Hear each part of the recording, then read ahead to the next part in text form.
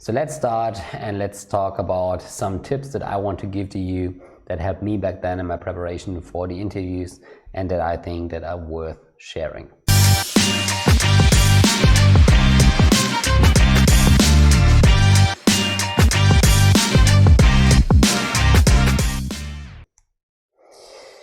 So tip number one is that you plan enough time for your preparation. So don't underestimate how much time it takes to get comfortable with case studies, with brain teasers, and so on. Okay, so this is nothing that you typically can do in 1 or 2 weeks. Okay, so it's always the best, if you plan like, let's say 1 month, 2 months for preparation. This doesn't have to be full time, but sometimes it helps to have a couple of weeks to get adjusted to this kind of interviewing format. So plan enough time, also plan some buffer for unexpected events. So this is very, very important. Tip number 2 that I can give to you is that you get professional help to support your process. So as you see, there are many resources out there because career interview preparation is a huge topic in the consulting online community. So just make sure that if you have the money that you invest it, because this really can save you a lot of time and really help you to get a lot of very good practice. So that's you shouldn't save here. Make the investment in yourself and get professional help if you can afford it. Tip number 3 that I want to give to you is that you find running mates to practice with. And this is also very important to do. Something that helped me back then was that I had a kind of interview preparation club. Okay, so I sat together down with some people from my student consultancy, and we actively prepared for the interviews together. Okay, so we asked us some brain teaser questions. We tried to solve cases together. We simulated some interview situations, and it just was more fun to do together. Okay, so you don't feel alone if you do it, at your home, on your desk, and feel kind of desperate because you are not able to solve the case.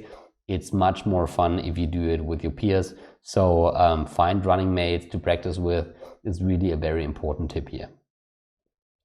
Tip number 4 that I want to give to you is that you schedule several interviews in a row.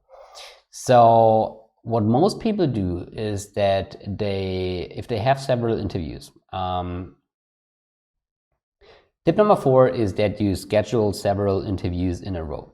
You see, for most consultancies, the interview process is quite similar. You always have like 1 or 2 interview days. And it really makes sense if you prepare for one interview that you immediately schedule several interviews with several companies, because then you don't always have to start a new preparation phase. You just can say, okay, I want to prepare for 2 months, and then I have a couple of interviews scheduled. Also, what most people do is that if they have scheduled several interviews, they try to find out who is or what firm has the hardest interview, and they schedule this interview the last. Okay, and this usually gives them some time to prepare as well, because you can prepare as good as you can, but the actual interview situation is or might be very different. Okay, and scheduling several interviews in a row and ending with the hardest really gives you some time to adjust to the interview situation. And then after doing your second or third interview, you will get more used to and more comfortable with those situations.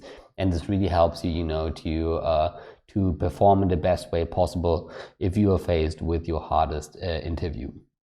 And tip number 4, and this is also very, very important, try to have fun and don't drive yourself crazy.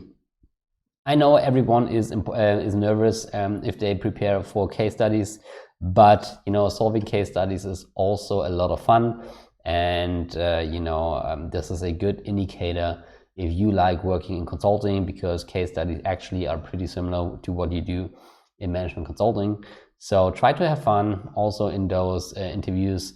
Be kind of natural, try to be a cool person, try to connect with people on a personal level, and you know, people will feel if you also have fun, and this is certainly a plus point in the interview.